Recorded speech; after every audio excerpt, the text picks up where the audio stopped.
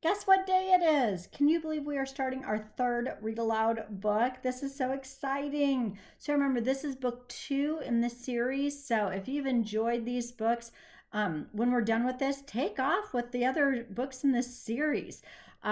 It's by Chris Colfer, and Little Brown Books is the publishing company that has authorized us to go ahead and use this. So, wow, let's just jump right in. And I'm going to warn you, obviously, it's pretty thick. So, I'm probably going to read like 20 minutes each day as I post these. Okay, has a little acknowledgement at the beginning. It says, "The world will not be destroyed by those who do evil, but by those who watch them without doing anything." What famous person said this? Albert Einstein. Wow, great. The prologue. And I'll show you the pictures. Looks like a spinning wheel, maybe. The rise and the return. So the East was in a period of great celebration. Daily parades marched through the village streets. Every home and shop was decorated in colorful banners and wreaths, and handfuls of flower petals were thrown and floated through the air. Each citizen smiled, proud of what they had recently accomplished. It had taken over a decade for the sleeping kingdom to fully recover from the horrible sleeping curse of the past, but at last it had restored itself to the prosperous nation it had been before. The people of the East charged into the future, reclaiming their home as the Eastern Kingdom. Are we all having flashbacks to book 1?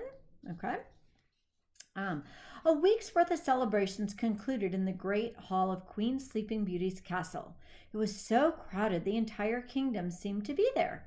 Many had to stand or sit on windowsills. The queen herself, her husband, King Chase, and their royal advisor sat at a high table overlooking the festivities. A small performance was taking place in the center of the hall. Thespians reenacted Sleeping Beauty's christening, portraying the fairies who had blessed her and the evil enchantress who had cursed her to die after pricking her finger on the spindle of a spinning wheel. Now we understand the significance of the picture at the beginning of the chapter. Luckily, another fairy reformed the curse. So when the princess eventually pricked her finger, she and the entire kingdom simply went to sleep. They slept for 100 years, and the performers took great delight in recreating the moment King Chase kissed her and awoke them all. Now, I think it's time we dispose of our little gifts from the queen, a woman shouted from the back of the hall. She stood up on a table and cheerfully gestured to her wrist. Everyone in the kingdom wore flexible bands around their wrists made from tree sap. In the year prior, Queen Sleeping Beauty had instructed them to snap their wrists with them whenever they felt unnecessarily fatigued. The bands helped the citizens to stay awake, fighting off the lingering effects of the curse. Fortunately, the bands were not needed anymore. Everyone in the great hall ripped them off their wrists and threw them happily into the air. "Your Majesty, won't you tell us again where you learned a trick like that?" a man asked the queen about the bands. "You'll think strangely of me when I tell you," Sleeping Beauty said. "It was from a child. He and his sister were visiting the castle a year ago. He said he had used a band to keep himself awake in school and suggested our entire kingdom use them." Do you remember what that was? "Remarkable," the man said and laughed with her. "Fascinating, isn't it? I believe the most extraordinary ideas come from children," the queen said. "If only we all could be so perceptive, we would find the simplest solutions to the greatest problems are right there under our nose." Sleeping Beauty lightly tapped the side of the glass with a spoon. She stood and addressed the eager people. "My friends," Sleeping Beauty said, raising her glass, "today marks a very special day in our history, and an even better day for our future.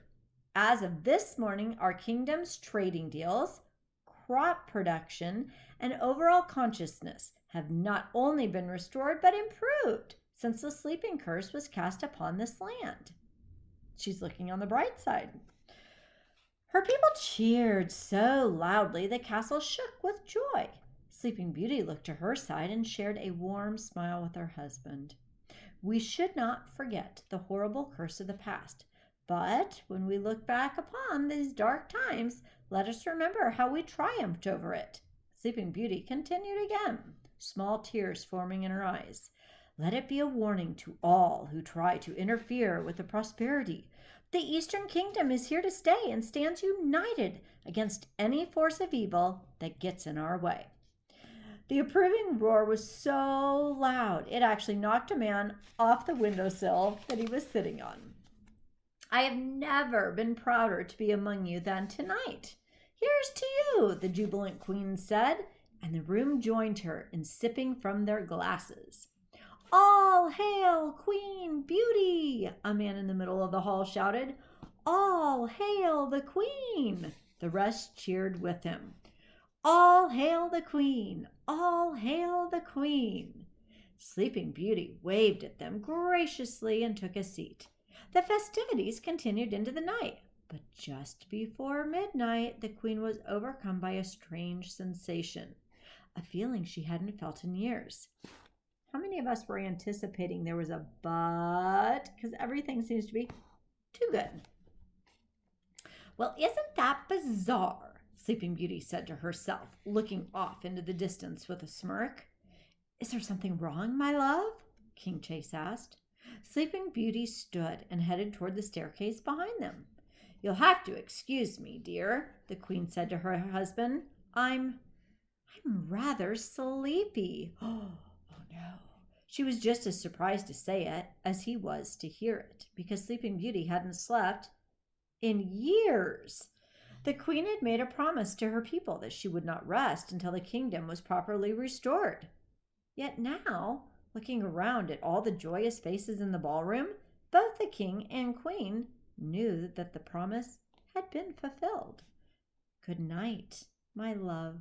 Sleep well, King Chase said as he kissed her hand. In her chambers, the queen changed into her favorite nightgown and slipped into her bed for the first time in over a decade. Do you know how many years that is? 10. A decade without sleeping? Just think how much you could get done. She felt as if she were being reunited with old friends. She had forgotten the feeling of the cool sheets against her legs and arms, the softness of her pillow, and the sinking sensation as she settled into her mattress. The sounds of celebration could still be heard in the queen's chambers, but she did not mind. They were actually soothing to her. Sleeping Beauty took a very deep breath and fell into a very deep sleep, almost as deep as the one during the 100 years curse, except she knew she could awaken any time she wished. When King Chase joined her later, he couldn't help but smile at the sight of his wife peacefully sleeping. He hadn't seen her look this way since the day he saw her for the very first time. In the great hall, the celebration finally concluded. The lamps and fireplaces were all extinguished throughout the castle. The servants finished cleaning up and were dismissed to their quarters, as all were finally quiet in the castle.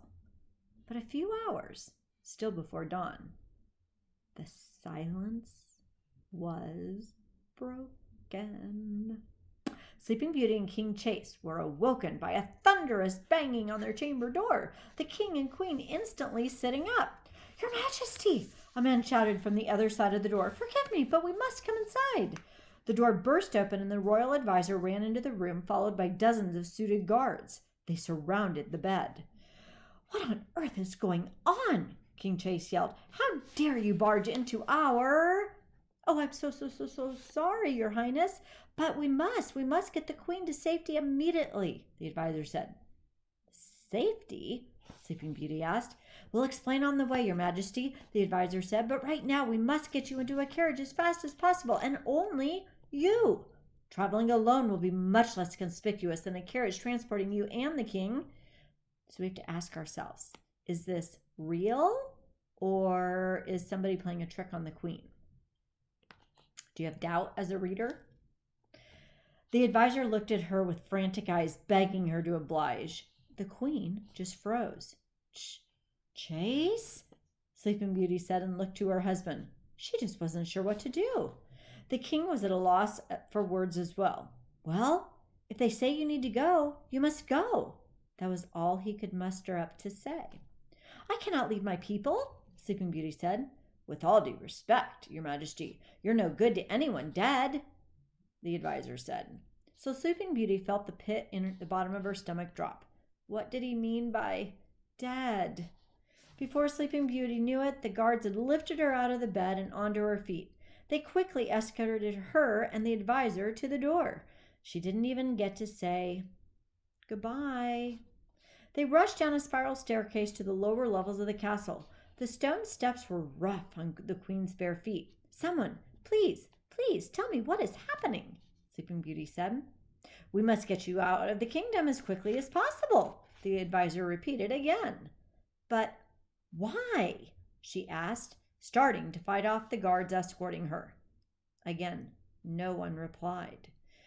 So she stopped in the middle of the stairs, solid as a rock. I won't move another step until somebody informs me. I am the queen. I have the right to know. The advisor's face went pale. I don't mean to alarm you any more, Your Majesty, he said, and now his jaw was quivering or shaking. But shortly after midnight, after all the guests had gone home, 2 soldiers on duty near the front of the castle witnessed a bright flash of light, and a spinning wheel appeared out of thin air. Sleeping Beauty's eyes now grew wide, and the color faded from her face. They didn't think it was anything serious, a foolish prank to spoil our party this evening, perhaps, he continued. So the soldiers went to inspect the spinning wheel, and it just burst into flames. As soon as it did, something else happened. What? She said. Well, the vines and the thorn bushes that covered the castle during the sleeping curse, the plants that were cleared out and dumped in the thorn bush pit, they're starting to grow back. Oh no, I've never seen anything grow so fast. Nearly half the castle is already covered.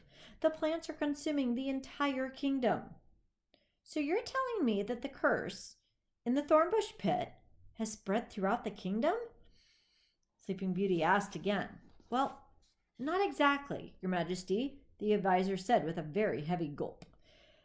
That was just an old witch's curse. This is dark magic. Very powerful dark magic. The kind our kingdom has only been exposed to one time before. Oh, Sleeping Beauty gasped and covered her mouth. You don't mean... Yes, I'm afraid so, the advisor said. Now please cooperate with us. We must get you out of the kingdom as quickly as possible. The guards grabbed hold of the queen again, and they traveled deeper into the castle. This time, she did not fight them. They ran down the stairs until there were no more stairs to descend.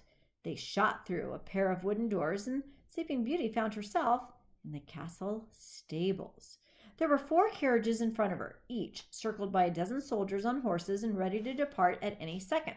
3 of the carriages were bright and golden, of the queen's personal collection. But she was escorted to the 4th one, a small, dull, unassuming carriage. The soldiers surrounding this carriage were dressed in armor like the others, but were disguised as farmers, townspeople. The guards lifted the queen inside it. There was barely enough room inside for one to sit. And my husband? The queen said. Sleeping Beauty asked as she put a hand out to prevent them from shutting the door behind her. He'll be all right, ma'am, the advisor said. The king and I will be traveling as soon as we send out the decoy carriages. We've had this planned in the event the castle should ever be under attack.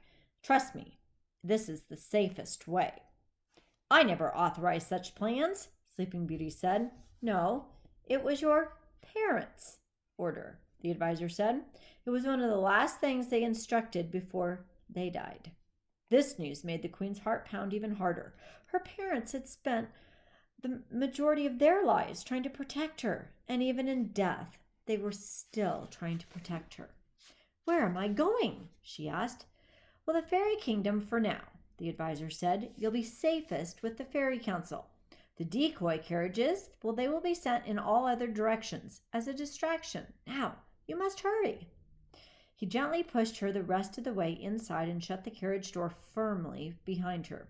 Even the dozen guards surrounding her small carriage did little to comfort her. She knew the situation was beyond their ability to protect her. It was dark magic. The advisor nodded to the decoy carriages and they all set off. A few moments later, he nodded to the driver, and like a cannonball, the Queen's carriage shot off into the night, horses galloping all at full speed. Through her carriage's tiny window, Sleeping Beauty saw the horrors that the advisor had just described to her. Scattered all across the castle grounds, she saw soldiers and servants fighting off the rogue thorn bushes and vines growing around them.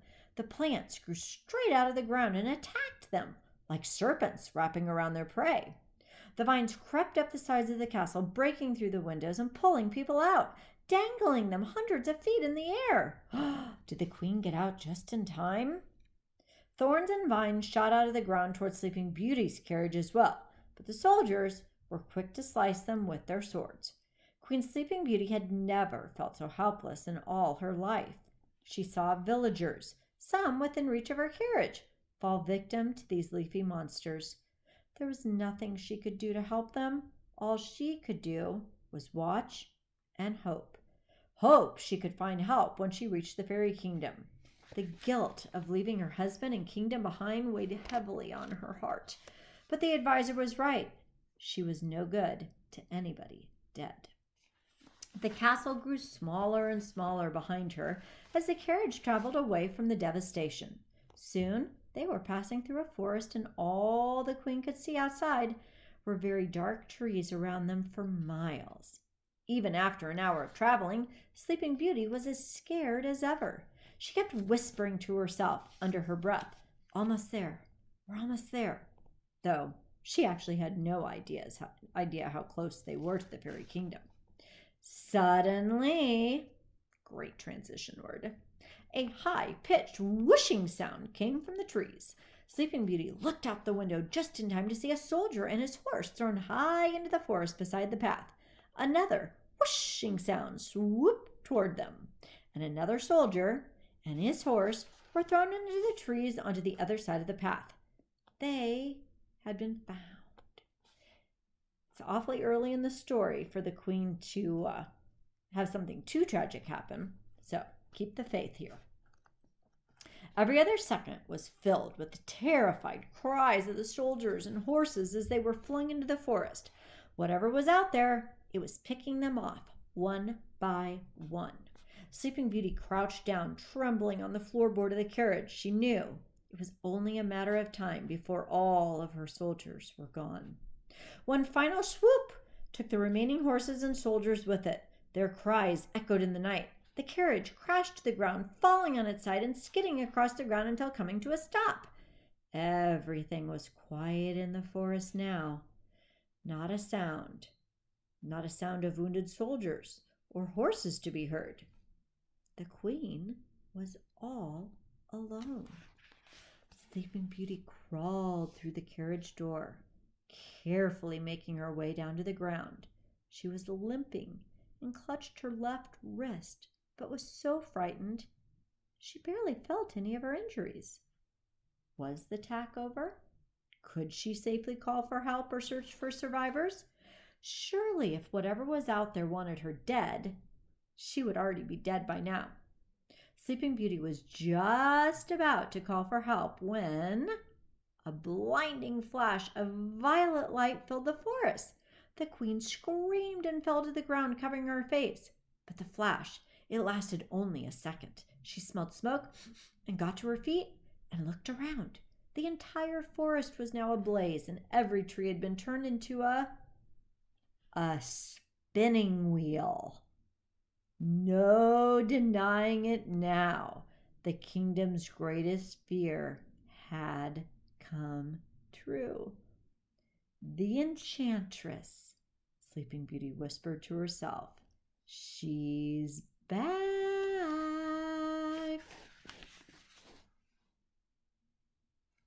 So that's where we get our title. All right, we'll start the official chapter 1 tomorrow. Hope you enjoyed that.